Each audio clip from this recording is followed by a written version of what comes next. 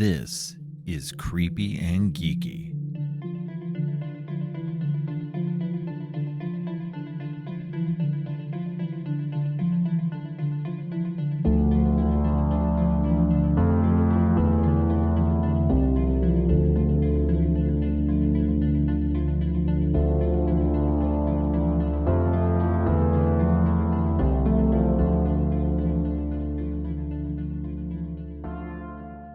Welcome to Creepy and Geeky.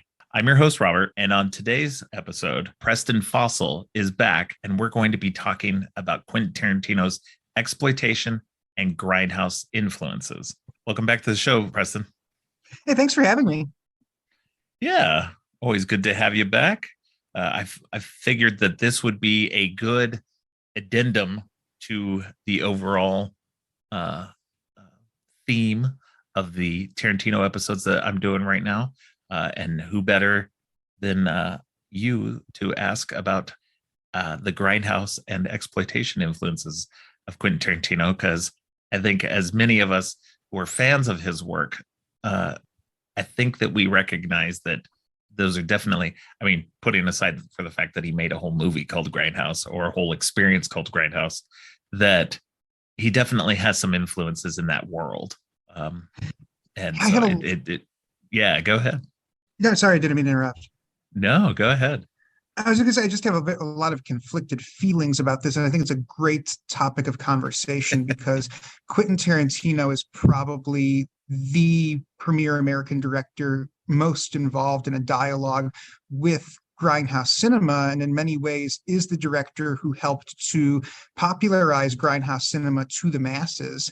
But at the same time, I also think that he's simultaneously done more to help and hurt the reputation of grindhouse cinema in doing that.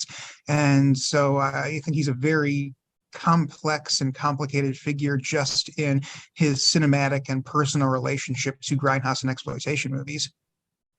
Yeah, definitely. Yeah, I can see where you're going with that, and I definitely want to get into all that. Like, I want to hear your opinion on that because it sounds interesting. But first let's see. Let's go into, we kind of talked a little bit off air, and you started telling me a little bit about some of his influence, or some of his favorite movies that have influenced, and others that don't show any influence. So if you want to talk a little bit more about that, that'd be great. Yeah, it's interesting as I had a few inklings of the kind of grindhouse films that Tarantino liked from just watching his movies and picking up on certain things here and there and being like, oh, he's seen this is a nod to this. And then things that he's explicitly mentioned or championed. I know that I saw a reissue of the Switchblade Sisters several years ago that he had helped to restore and re-release. Mm-hmm. But I'd never really looked into, has he ever like sat down and committed to paper, committed to the screen, what are his favorites grindhouse and exploitation movies? And he has a top 20 list, and some of them were expected and then other ones were surprising. The top three are the Texas Chainsaw Massacre, Dawn of the Dead, and Night of the Living Dead, and all great movies. And at the very vaguest, I can see some stretches of how maybe some of the action sequences in Dawn of the Dead might have been a little bit influential on him, but you do not really look at the oeuvre of Quentin Tarantino, especially early stage Tarantino, and say, oh yeah, I really see the influence of Tobe Hooper here, and like, oh yeah, I really see how the Texas Chainsaw Massacre was a formative film for him. You just don't really see that. But then other stuff like then other stuff, Coffee, Five Fingers of Death, Rolling Thunder, The Mac, and it's very obvious, oh yeah, these were very influential films for him. And the one of the other interesting things about Tarantino, and this is one of those areas where I feel that he inadvertently hurts grindhouse cinema, was that he wasn't just somebody who, I keep saying was, he's dead. He isn't somebody who is just influenced by what we would traditionally think of as exploitation cinema, but everything that kind of got grouped into that title. I feel, I'm sorry, I'm very afocal on this. Like I said, it's something that I've just got a lot to say about. So I don't know how, if you want me to just, extemporize or, lead the way on that. Yeah, I mean, go ahead and I mean, I guess uh, start off on some topics, some specifics, and then we can bounce around and So see where we Tarantino, go from there. he's yeah, the thing that I've realized, people who are inspired by Tarantino and people who kind of wants to style themselves as a Hmm. film experts in the Tarantino mold look at this very narrow scope of cinema. And they do look at the stuff like Last House on the Left, like Five Fingers of Death, Coffee, The Mac, yada, yada, yada. And those are all certainly influences on Quentin Tarantino. But Tarantino is also very much inspired broadly by art house cinema. People Yeah. think that grindhouse movies were these very specific, very strange, wacky, like wolf cop type movies. That Yeah. everything that played on 42nd Street or in Times Square was this very surreal, strange, tongue-in-cheek B movie sort of cinema, and that's not true on a wide variety of levels. You had very gritty, very dark, very nihilistic fare playing on 42nd Street, like Rolling Thunder, like Last House on the Left. And then at the same time, in an earlier era, before there was a thing like the Criterion Collection, before any of the reissue houses had come along, before movie watching had been really democratized thanks to region-free players or bootleg tapes or Tribeca, the independent film channel, stuff like Swedish art house cinema was playing on 42nd Street. Ingmar Bergman's Cries and Whispers premiered on 42nd Street right before Christmas because Roger Corman acquired the rights to it to release through New World Pictures. Another one of Ingmar Bergman's movies, Summers with Monica, had this like sensationalized advertising campaign, and it was playing on 42nd Street. You had movies that by today's standards would be considered incredibly highbrow cinema gets slapped with a grindhouse label because America in the 1950s and 1960s had a very limited access to foreign films, and anything that wasn't in English and featured attractive people in exotic locations was considered by default, mysterious and strange, and not something that was necessarily meant for mass market consumption. And these were all influences on Tarantino. Working as a video store clerk, he was not just watching The Last House on the Left, and he wasn't just watching the Right. Street Fighters and Pam Grier movies. There's a big shout out to what is it? A Band Apart, A Truffaut band in apart. Pulp Yep. Fiction. Yeah, the dance sequence in Pulp Fiction Yep. is this very deep cut nod to a Francois Truffaut movie. And I don't think that a lot of people who are fans of Tarantino realize that. And I think that, oh, he is strictly made up of the influences of this one very specific type of film that Right. doesn't even, meet that definition. And another way that I kind of feel that Tarantino helped to redefine grindhouse cinema was with that movie Grindhouse, because maybe Death Proof. Death Proof is a little bit like something you would have seen on 42nd Street or in an exploitation theater in the 60s, 70s, 80s. But Planet Terror is something very much born out of 1980s era trauma type movies. Oh yeah.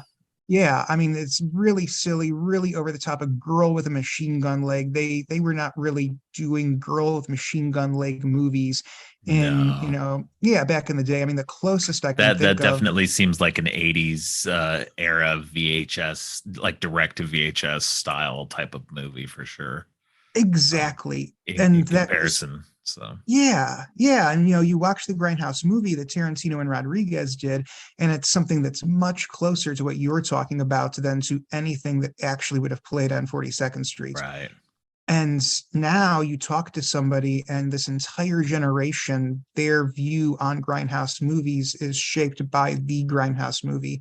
When I was in horror movie development for several years, I would get scripts periodically, and it would be, this is an authentic grindhouse movie about a mutant lizard cheerleader who shoots up a mafia hideout, or this is an authentic, like real throwback 1970s grindhouse style movie about a werewolf biker gang that fights caveman zombies. And it's like I could tell based on the pitches for these authentic grindhouse movies I would get that this person writing this had clearly had their worldview and their vocabulary for exploitation cinema shaped by the grindhouse movie and all of the fora around it. Yeah. I think, and that's the interesting thing that I found out. I've been a longtime fan of Tarantino's, and as much as he definitely, like you said, he's definitely influenced by the exploitation era of cinema, the Coffee, the Foxy Browns, Switchblade Sisters, all the stuff that he's actually, had a hand in maybe reintroducing through his movies. But like you said, being in a video store, he had access to a lot more uh, variety than say you would have on even on 32nd Street. So of course he had the exploitation stuff, but he also had the direct to VHS stuff. He had the French New Wave stuff, which if anybody knows Tarantino, French New Wave is a huge influence on him, and you can tell that in his movies because of the way that he builds tension and the way his shots are. His movies, as much as they are influenced, at least in the action sequences, are influenced by that exploitation genre. The quieter moments, which are sometimes larger than even the action stuff, is influenced by that kind of French New Wave, the a lot more of the, not necessarily just solely on French New Wave, but just in movies in general that take that quieter approach, westerns and other genres that build that suspense, build that tension, and he's really good at that. Like that's one of the things that I haven't you know I haven't watched a lot of his movies in a while, but now watching these all back to back as I have, I notice a lot of same that same kind of storytelling going through all of these, where he really is about building character, building suspense, really delving deeper into these. And that's what makes his movies, for me, really good, as opposed to just a generic action flick or a generic exploitation film. These movies mean something more, and he gets that not from that exploitation genre, but from those deeper movies, like you said, the Truffaut and the Band Apart and stuff, that it's definitely a big influence on him. And I think a lot of people miss out on that by just dismissing it as just his grindhouse stuff. And like you said, it's to his own detriment that there's he kind of put a little focus on that before and after, like, because he started doing the Quentin Tarantino presents style, like producing these representing these movies in the wake of Pulp Fiction and stuff like From Dusk Till Dawn and everything. So he kind of hurt himself in a way, and also hurt that legacy of the grindhouse and exploitation films, because like you said, there were so many imitators that came out afterward as well, trying to ape that Tarantino style, especially after Pulp Fiction, and then even worse after Grindhouse, because everybody's like, oh well, that's definitely the way that he makes his movie. And it's like, it's not. You have to build the character, and a lot of people were dismissed, like not working on that, the character and the dialogue. And so that, I mean, that's a key component to his work that a lot of people miss out on. Yeah, and I really think, because I mean, heaven knows I've read my share of post Tarantino scripts, because they're still being written. People are still Oh trying yeah. to produce these Pulp Fiction, and I hate to say knockoffs, but for lack of a better word, these Pulp Fiction knockoffs. And Right. it's, you can really tell they understand the letter but not the spirit, because they only see the superficiality of the flip cool characters, Tarantino chatting about everyday events and making this bantery small talk and like cool stuff with guns, and they don't understand that the thing that you're seeing with Tarantino is the result of a synthesis of those exploitation film Mhm. influences with everything else. And they've only got Right. that one frame of reference, which is the exploitation. And so they're not able to wet it with all of Tarantino's other influences. And I spent a lot of the beginning of this kind of shit talking him, but he's a brilliant filmmaker. He was a brilliant filmmaker early in his career because he was able to do that, and nobody else was doing that at the time. Nobody was saying, let's take elements from French New Wave cinema and from Japanese Yakuza movies and fuse it with 60s and 70s exploitation filmmaking and see what turns out. Rewatching it recently, Pulp Fiction, I think the last time I watched Pulp Fiction was before I had the vocabulary that I have now for exploitation cinema. And watching it now, it is brilliant, and I understand more now as an older person why it took off the way it did in the early '90s, because it really did bring this subversive style of grindhouse filmmaking to the mainstream, which audiences had really not seen at that time, unless they were among those crowds watching those movies in the '70s and '80s. Yeah, that's what I've always found fascinating about his work is that, it's and people complain about it a lot, is that he wears his influences very like out there. Like his shots, he has the shots that are very similar to other movies, and he gets called out on it a lot because he's very blatant about it. And he says that he steals from other movies. He's not shy about it, and he points out, oh, this thing is stolen from here, and this thing is stolen from here, and this thing is stolen from here. Where other filmmakers, and a vast majority of filmmakers, steal from all the movies as well. They just try to hide it more, whereas he is very blatant about it, and will sit there and go, but what I'm doing is I'm taking all this stuff, and you're seeing all these cool shots that I like and I want to emulate, but I'm putting a good story around it. And it's the interesting thing the fascinating thing for me as a fan is to watch him take all these different influences, these different scenes and everything, mash them up into something that feels new. It doesn't feel like a copy. Sure, you're getting scenes that you might have seen in other movies or whatever before, but it doesn't feel like he's completely ripping it off. And it feels like at the same time, because he is so blatant about it, that you're like, okay, I can respect what you're doing, because what you're doing is making something interesting and cool that's your own, with this framework that exists based on other movies, your influences and such. Whereas I feel like other filmmakers, they hide what they do. And I'm not saying they're not as successful, because they are, but it just feels like, because they're trying to hide that kind of stuff, they're like, you get something that's like movies that are very Hitchcockian or whatever, and trying to play in that world, and the director or writers are all like, yeah, he was kind of an influence or whatever, and it just feels like, okay, just admit that you're trying to make a Hitchcock movie, or something similar to that. You're pulling from these things.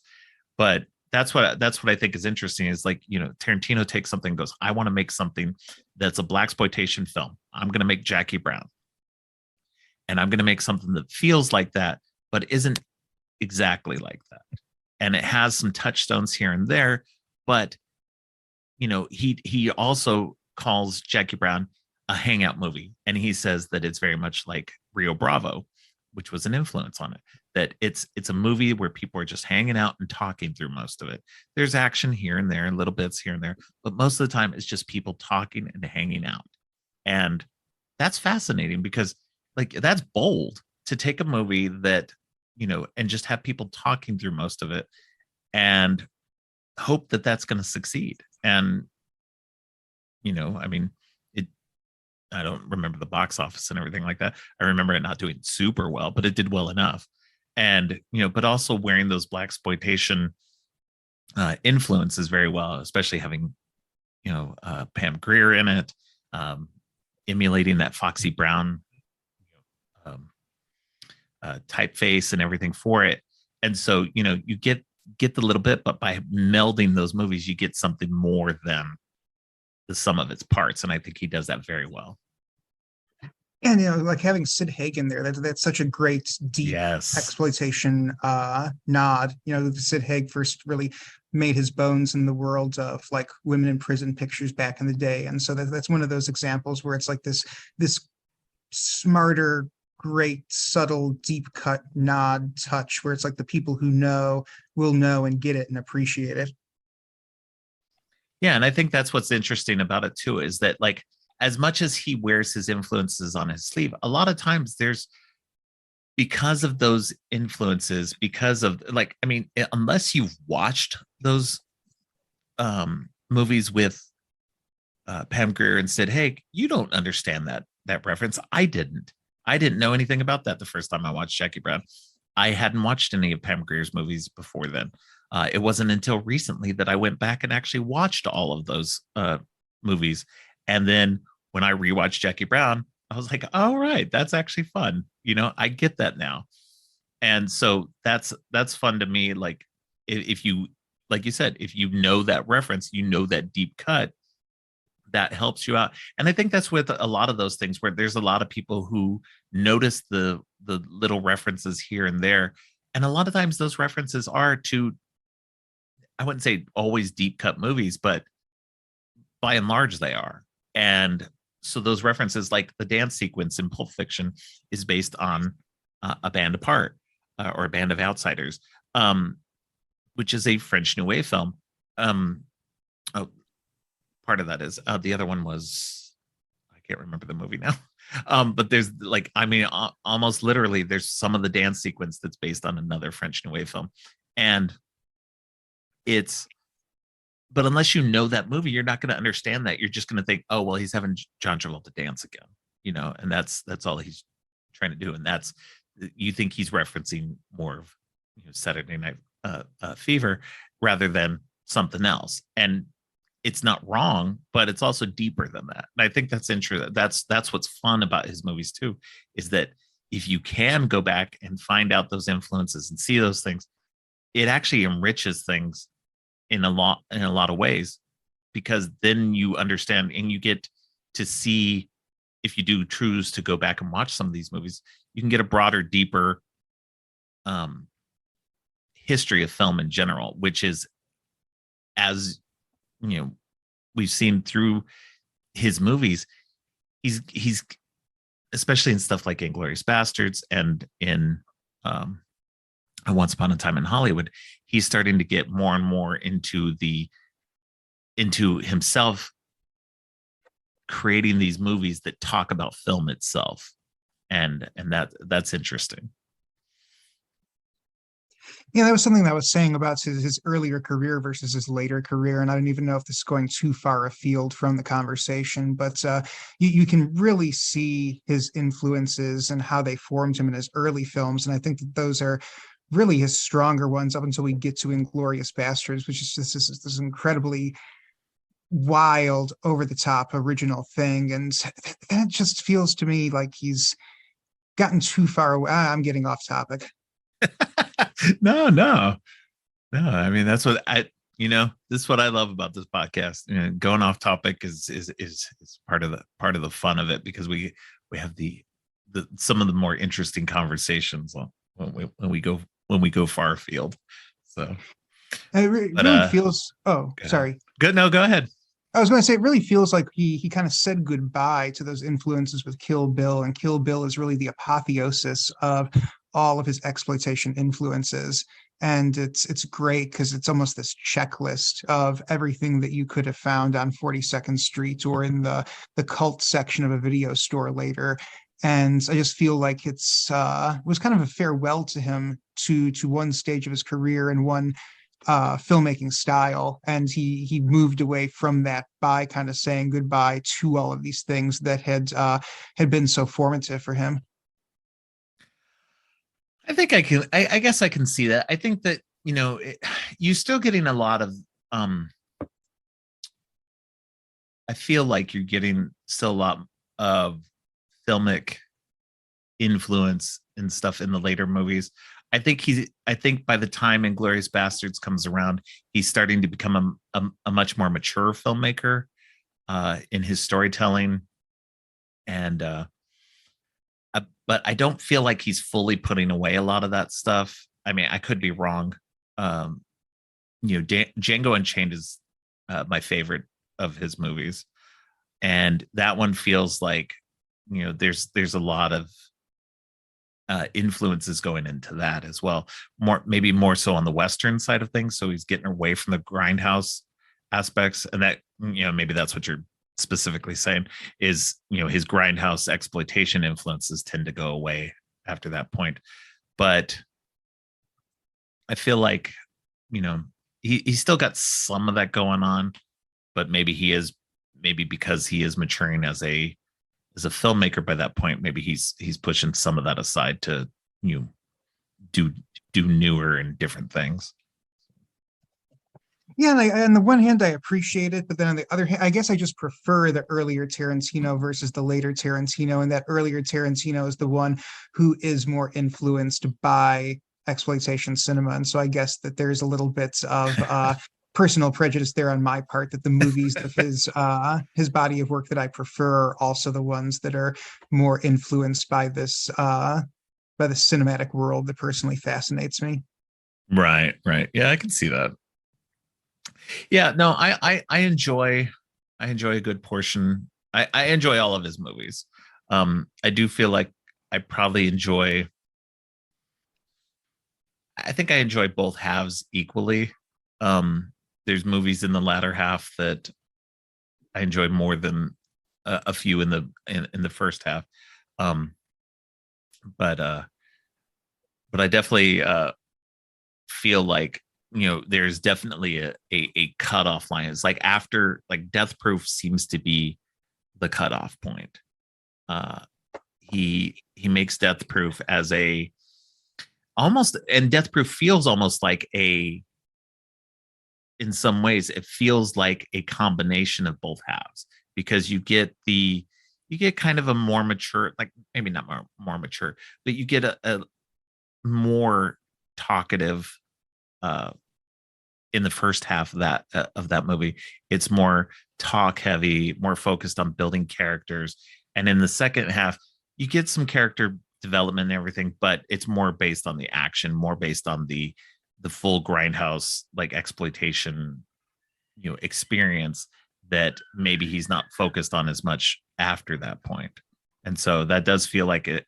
And like you said, with Death Proof definitely feels like a much different movie than Planet Terror does in the whole grindhouse experience. Whereas you go into Planet Terror, and that was what was funny too, was when I originally watched Grindhouse, because I got to see it in the theater, and you start with Planet Terror, and that is, it's fun, it's actiony, it's goofy, and then you go into Death Proof, and it's a much slower pace, especially in the beginning. It takes a while to get to any real like action or anything, and so you're just kind of like, okay, this is all right, but this is so slow compared to what I was just experiencing. And it's so funny to have the two movies paired together as well. And I know that that's kind of how grindhouse double features were too. You'd have two very different movies paired together to give you a different experience. So it's interesting though. I It's funny to see the difference between the two sides of his career. I really feel like by after they let him pull off that whole grindhouse not quite marketing campaign, but you know what I'm talking about, that they actually Right. did this thing. After that, I kind of feel like it finally occurred to him, hey, wait a minute, I'm Quentin Tarantino. I can do whatever I want. Yeah. And it kind of feels like that's where we ended up with Inglourious Bastards, Django Unchained, Once Upon a Time in Hollywood. And I feel that that's why one of the reasons they're so different is that he started to realize, oh, there's no lasso on me anymore. Right. And in a strange way, something called Grindhouse is what helped to push him away from those Grindhouse influences. Right. Yeah. Yeah. And yeah, I can see that.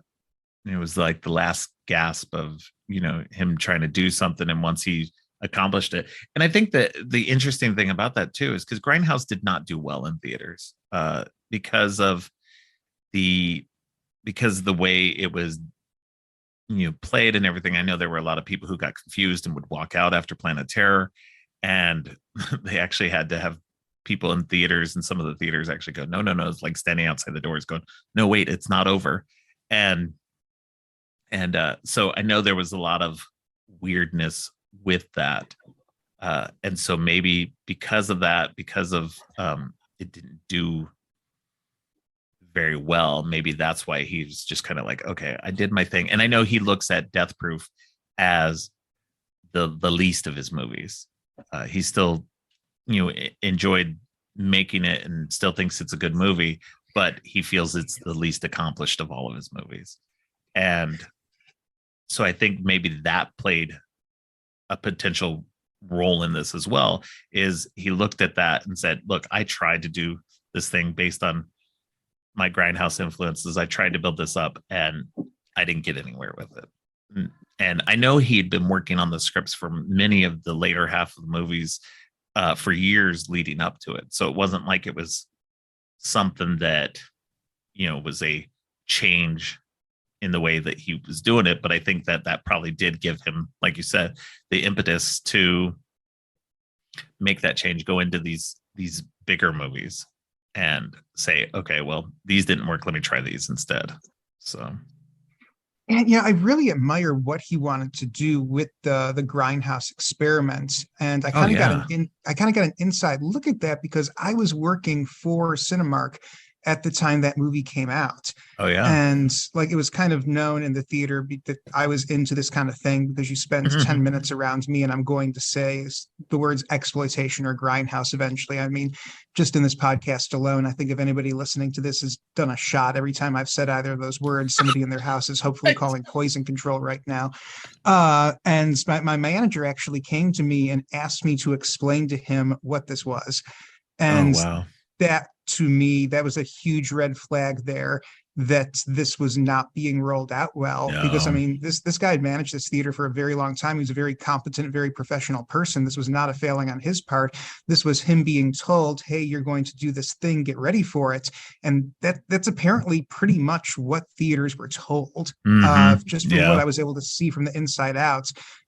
This was not rolled out well, where it was explained, okay, this is this experimental thing, and it's based on this type of theater that existed in the 70s and 80s and very specific parts of the country, and like Yeah. yada yada yada. And I was working as the projectionist at the time, and they were asking me for marketing and advertising ideas based on what I knew Wow. about this thing, and I was like 19 at the time or something.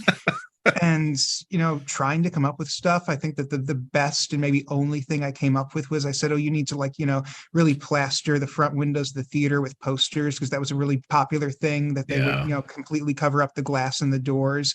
But I think that's one of the reasons it didn't do as well as it could or should have, is that somebody assumed that people were just going to understand, excuse me, people were just going to understand what a grindhouse theater and an exploitation movie Yeah. was and flock to it. And I think they overestimated the impact that Kill Bill had on bringing Yes. that into the mainstream. Like I remember the very first time I actually read the words grindhouse theater was in an article about Kill Bill. And I'm part of this generation that was partially introduced to exploitation cinema because of Kill Bill, because I read, oh, this movie is an ode to this specific type of movie that showed in a certain type of theater. And it was really cool. This one magazine, I think it was actually one of my mom's People magazines had this in there. Hmm. And it was like this primer on exploitation cinema and what Kill Bill was doing. And it had like this little box explaining who Pam Grier was and who Sonny Chiba was and what Chop Saki meant, and giving people going into this a brief primer and introduction on what Kill Bill was supposed to be. And I think that the studio kind of assumed that maybe everybody who saw Kill Bill read that same article that I did, and then had also gone out and read Sleazewood Express like I did, and gone to their Hollywood Video and rented all of these cult movies like I did, and thought, oh, okay, all these people who saw Kill Bill all are now miniature exploitation film experts, and they're all going to come out to see this grindhouse experiment that we're doing. Well, Yeah, I definitely know that. I remember that this was it was problematic on so many levels because not only was there the lack of audience excitement for it outside of Tarantino devotees, uh, outside of that, you didn't get much, like, there wasn't much being talked about. And on top of that, it's a 3 hour long movie. And even back in 2007, when this came out, 3 hour movies were not the norm. Uh, so this was something that you theaters were not happy about putting in rotation because it took a lot of time and it made it so that they couldn't show other things, and so some theaters weren't carrying it. And uh, you know, either you know, um, so you had this lack of excitement by anybody outside of Tarantino fan circles, and you had theaters that just weren't carrying it, theaters that were confused as to what it was or what to do with it. And I think that all led to it not doing as well. And I mean, even today, I mean, Grindhouse is still considered one of the most, like, one of the least things. Most fans will, like, there's some fans that love Death Proof, don't get me wrong, but there's a lot of people who just dismiss it as almost on the same level as Four Rooms. And because everybody did, like, even I didn't include Four Rooms in my Tarantino stuff in all of this because it is, you know, easily dismissible. Um, but I feel like Death Proof is definitely higher up there and needs to be talked about. But yeah, the experience was so funky that it was doomed to fail because there was just no way for people to understand outside of people who already understood Grindhouse. And I feel like there's a lot of people who already did, like even the people who loved exploitation Grindhouse. I feel like they actually were against it in a lot of ways too, because it was a Hollywood version of what Grindhouse was, and it wasn't true Grindhouse to them. And I feel like that, like, there's so many things against it that pushed it. Like when I went to go see it, I was on a on a trip to go see my great aunt, and um, I went to the theater and went and watched it and had a great time with it. But I was like one of only a couple of people in the theater, and this was maybe the week after it opened, and there weren't that many showings, and so it was definitely an odd experience for sure. So I think that it just definitely had a a negative impact on what they were trying to do. I love it. I think it's a great experience. It's a fun thing to do, but it definitely was not what it did. It didn't come out the way they wanted it to. So.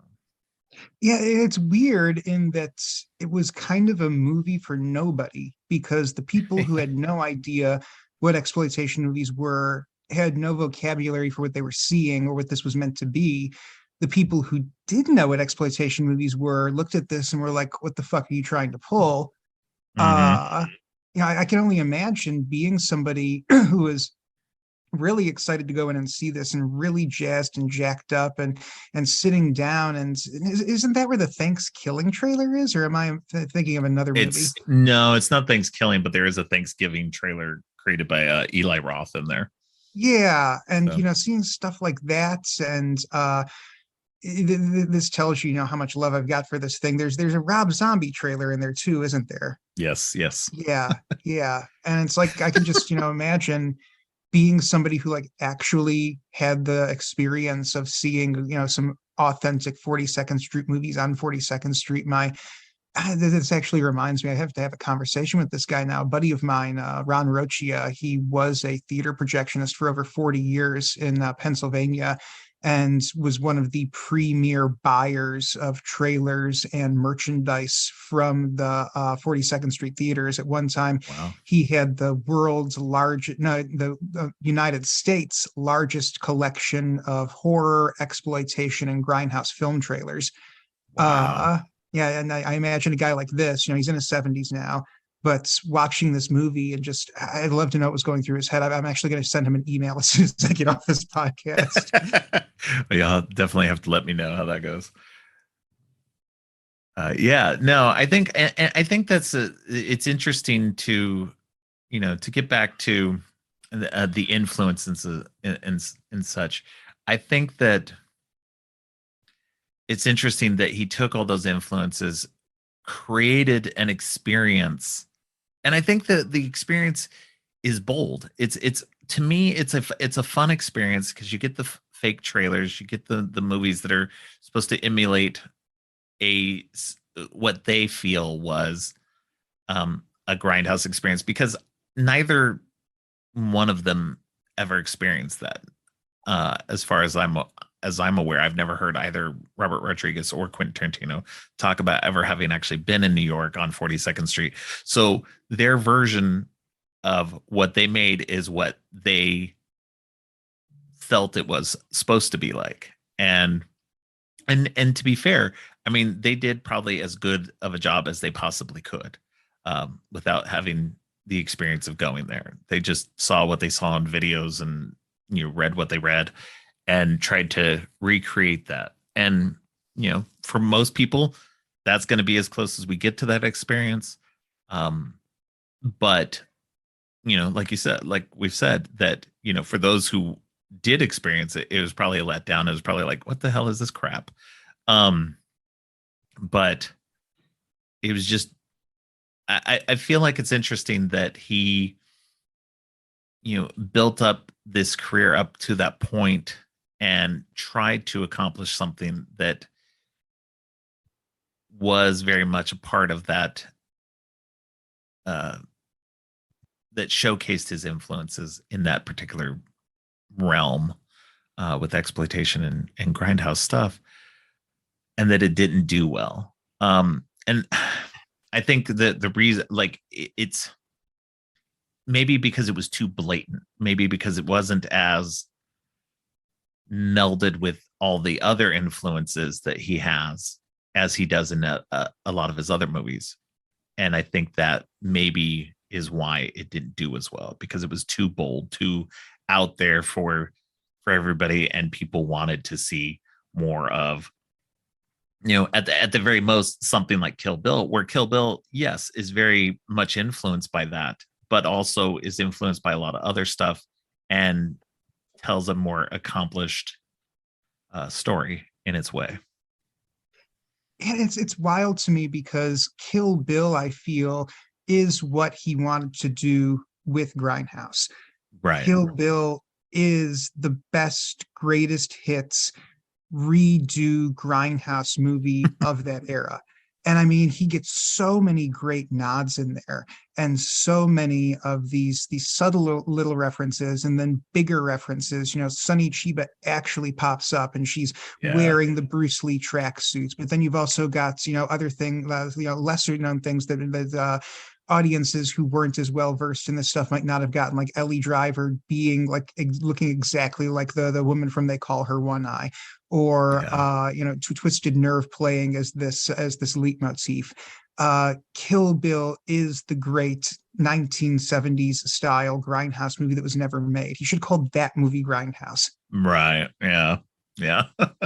Well, I mean, Lady Snowblood being an influence on the battle with Oren, and having David Carradine from Kung Fu in the movie. It's just, there's so many of that stuff that leads into that yeah, that really was his ode to Grindhouse without. And I think that's the interesting thing. I think that he made Kill Bill. Kill Bill was fairly a lot more successful, a lot more well respected, and that he was like, okay, well, everybody likes that. Everybody likes my Pulp Fiction stuff. Everybody wants me to do this, and I'm interested in doing this. I love doing this. He was already going into, like I said, that Quentin Tarantino presents. He was doing the Switchblade Sisters, Rolling Thunder, all these movies that were um, he was kind of representing to people. And then he was also putting his name on newer, like kind of grindhouse movies that he was, just slapping his name on as a producer. And so I think that all led up to, everybody was just like, oh yeah, you should totally do this, and being in his little circle may have influenced him to just go, okay, I'm going to create this grindhouse experience now. And, good or bad, I still think it was a fun experience and a fun experiment to then be more blatant about that that that specific thing, even though it definitely went in a direction that didn't work for audiences as well as Kill Bill did. So Ah,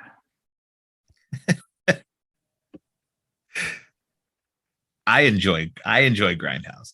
It doesn't work fully as I feel like I honestly works better as two different as the separate movies themselves do.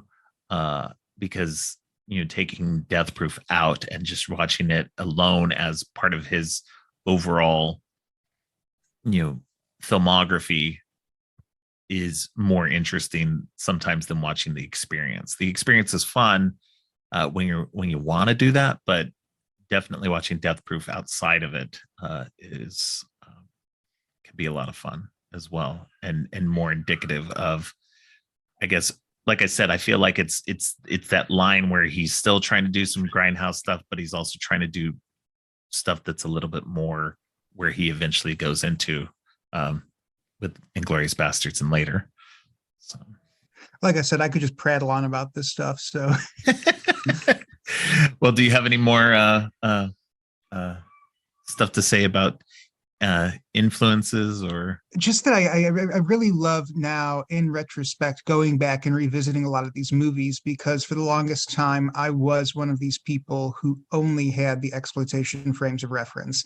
And Right. I had started to get into art cinema back when I was in high school, because we had independent film channel and we had Sundance, and we were picking up different things on satellite. But I was more primarily interested in Spanish cinema at the time, Bigas Luna, Almodovar. I was interested in Japanese cinema, and I didn't really get into continental stuff until I met my wife. And my wife is really the one who I owe my French New Wave and Hmm. Italian and Scandinavian film education to.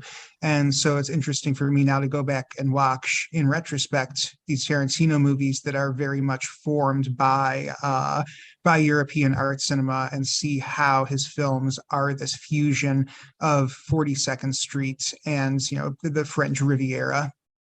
Right. Yeah, that's what I find most interesting is that as much as he wears his exploitation influences on his sleeve, there are all of these more art house, more even like the old school Hollywood um, influences as well that make it more interesting as a whole. Because I think that's the funny thing about it too, is that the stuff, the exploitation and grindhouse stuff, gets the more media coverage whenever any of his movies come out. That's the kind of stuff they talk about the most. And what of those kind of things, like, you know especially when it's a scene or something that he's uh, replicating, such as the Mexican standoff in Reservoir Dogs being a ripoff of City on Fire, or you know, um, just anything in general, the black exploitation influences on Jackie Brown and everything else, all these things that those are the things that get referenced the most, but I don't see a lot of people. I see some people talking about, but I don't see a lot of people talking about the other references, the French New Wave references, the older Hollywood references, the stuff that the other things that influence him just as much, if not more, in terms of that kind of stuff. And that's the kind of stuff, unless you have that frame of reference, you're not noticing it either. And without that, I feel like you miss out on a lot of um, that influence, and see where he's coming at with all of these movies, to see where he's melding it all and making it something completely new and interesting for himself. He's creating new stories that use these influences and frameworks, just as skeletons to create his body of work. So. I think that there's like this weird, at the time at least that it came out, that Tarantino really burst onto the scene. I think there was like this weird compulsion to downplay some of his more highbrow influences. One, it was at this very kind of anti-intellectual time in history. I remember, Mm-hmm. in the 90s being made fun of at school because I was smart, and like smart was an insult. There was this very virulent kind of anti-intellectual streak in a lot of media of the later 80s that bled into the early 90s.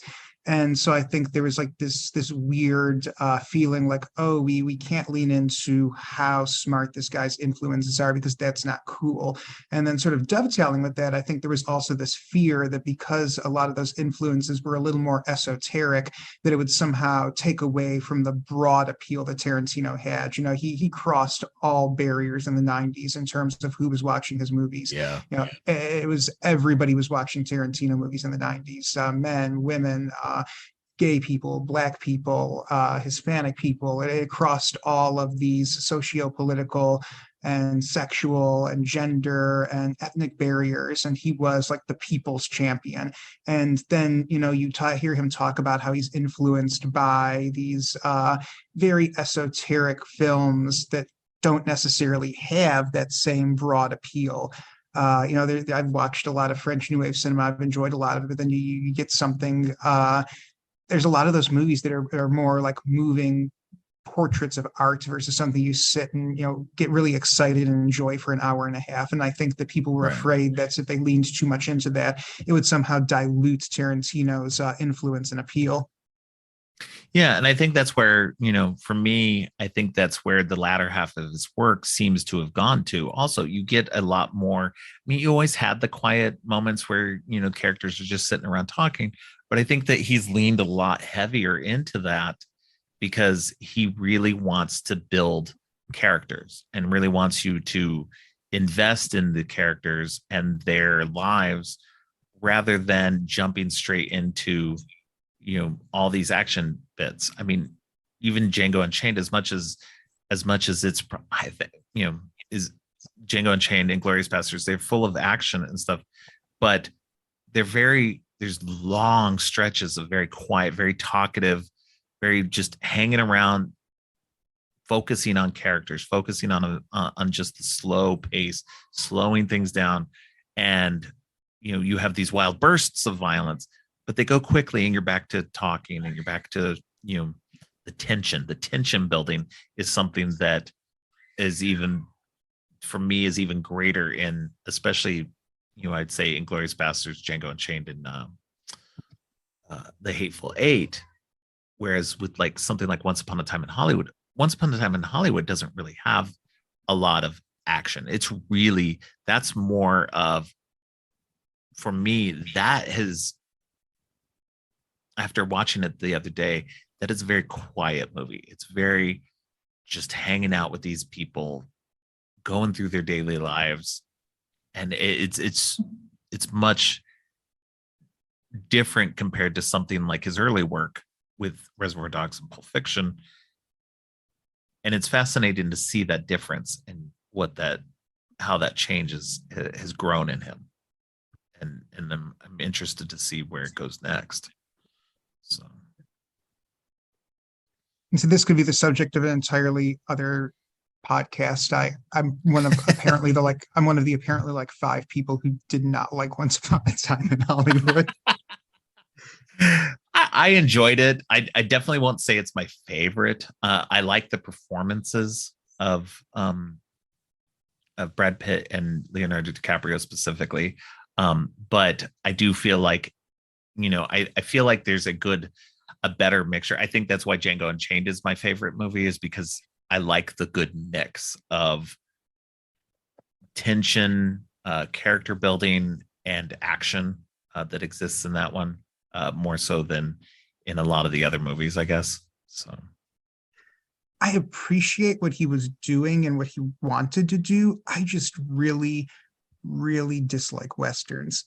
And for oh yeah, all of the stuff to be built around, was it the Lancer pilots or the Lancer episode? yeah. And for so much of the movie just to be set on the filming of this Western TV show, it's like that killed so much of it for me. So I'm assuming Uh, Django Unchained and Hateful Eight aren't high on your list as well. I have never actually seen Hateful Eight. Oh wow. Okay. Well, I will tell you this: Hateful Eight is very much like The Thing. It's a group of people stuck in one location because of a snowstorm, and the tension is who's bad. It's literally almost. It's not exactly like The Thing, obviously, but it has that same kind of feeling, that same claustrophobia, and it to me it's gotten more interesting to me every time I've watched it. So I It's just definitely it's would I, suggest taking a peek at it at some point. a big part of me says watch it because I love Jennifer Jason Lee. She's Uh so and good in this. and like this shows the big struggle for me because normally I would watch anything Jennifer Jason Lee was in just because she was in it, just because I think she's a phenomenal actress. I think that a good Jennifer Jason Lee performance in a bad movie automatically elevates what could otherwise be a bad movie. But that's just how big my antipathy for Westerns is that it is an actual struggle. The forces of Jennifer Jason Lee versus the struggles of it's a Western. See, I'm typically of the same mind. I'm not a Western fan in general. But I like, I guess, what you could probably call stylized Westerns, in a way, something that sure looks and kind of feels like a Western, but is uh, what with Django Unchained, with Hateful Eight, with Raimi's The Quick and the Dead, that kind of stuff feels like, yes, it's modern directors doing something that's taking the Western motif uh, and settings and doing something different with them. And I think that is more interesting to me than your normal kind of boring uh, westerns. So I don't. Have you seen Django Unchained then? I saw Django Unchained because that to me it's like in this nebulous category of not quite being a Western, and also there was just so much goodwill from Inglorious Bastards that if Yeah. Hateful Eight had like been immediately on the heels of Inglorious Bastards, I probably would have seen it then, just because I was so down with what he did with Inglorious Bastards. Right. So I saw Django Unchained, and also I really like Christoph Waltz too from Oh Inglorious God, he's so Bastards. good in it. Yeah. Yeah, that's a major reason why I love it. Django Unchained is Christoph Waltz is so phenomenal in that. But yeah, I would say give Hateful Eight a chance. It's a Western in setting and costuming and stuff, but like I said, outside of that, uh, it's very much it's a single location. So his major influences for Hateful Eight were The Thing and his own Reservoir Dogs, in that it's a group of people locked in a single location and having to suss out who's bad, and it's much more interesting than just your typical Western would be. So I would I give it a high recommendation for sure. There's uh, on Netflix, there's the extended edition of it, and it's cut into 4 parts. So if you just give the first part a chance and don't like the first part, I think the first part's probably going to be more westerny than the rest of it, because the first of the 4 parts is getting to the location, And so once you get past that first part, I think you'll you could enjoy it. I'll I will put it into consideration. Come on, man, I'm gonna bully you into doing this. This can become our thing now. This can become our running thing. There you go. There you go. Oh man, yeah. Every episode we do together, I'm just gonna be have you watch The Hateful Eight. All right. Yeah, but yeah, I think that outside of those, I understand. Yeah, I think it was funny too because of Once Upon a Time in Hollywood.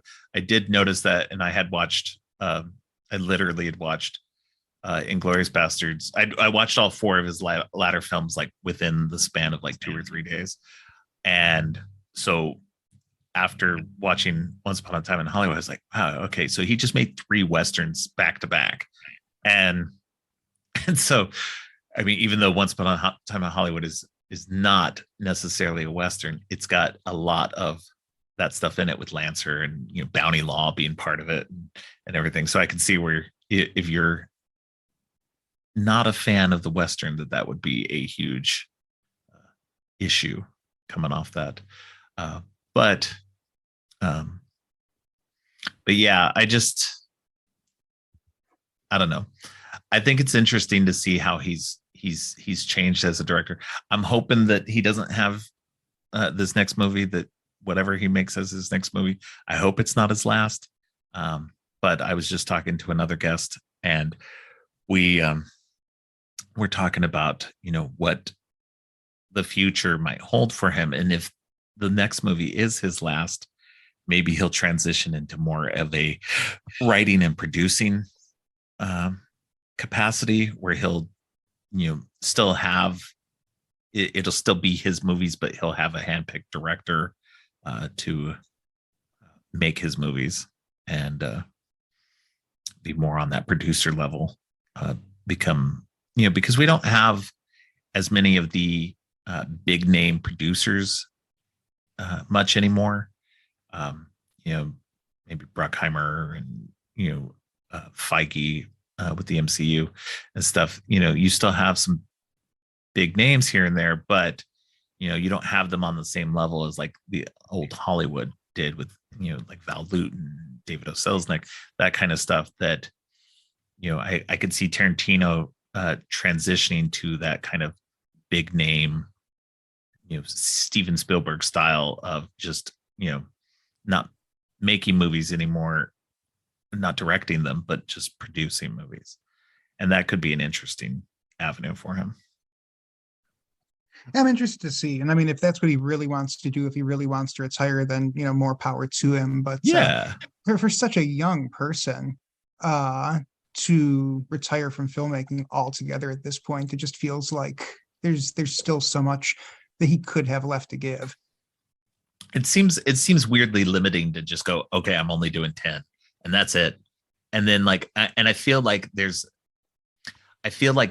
the reason why we haven't heard much of him potentially doing another movie, is because, well, or that we hear of him doing potentially a bunch of different movies, because there's been talk of Kill Bill 3, or there was a Star Trek project that he was involved in. And, so there's been so many things that he could potentially be part of that, because it's going to be his last movie, because he set himself up with this 10 I'm done, that there's this anticipation and there's this pressure to make sure the 10th one is like going to be a really big, great one. And I think he sets himself up in a way to almost to fail. And I hope that's not true, but it makes things harder for him in a way, by putting that pressure on himself. So I hope it's not the Star Trek one, though. That's where I'll put it down. I'm pretty sure they've already nixed that one. I think there's another movie in the Kelvin series that they've been talking about. And I know that the movie that he was talking about was possibly going to be involved with those actors. But I don't think the two are connected anymore. I think that he's bowed out of whatever he was involved in. I would have found that interesting, but it'd been really weird. The other guest and I that were talking about this situation, he brought up that he would love to see Tarantino make a horror movie, a straight up horror movie, and because he's very good at building the tension and suspense and everything, that he could do something in that genre that could be fascinating. And like you said, three of his biggest influences are Texas Chainsaw Massacre, Dawn of the Dead, and Night of the Living Dead.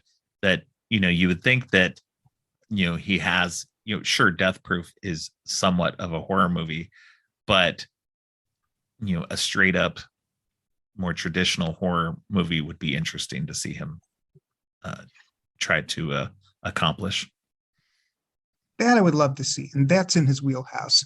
Yeah. I don't need to see Data calling people motherfucker, or Right.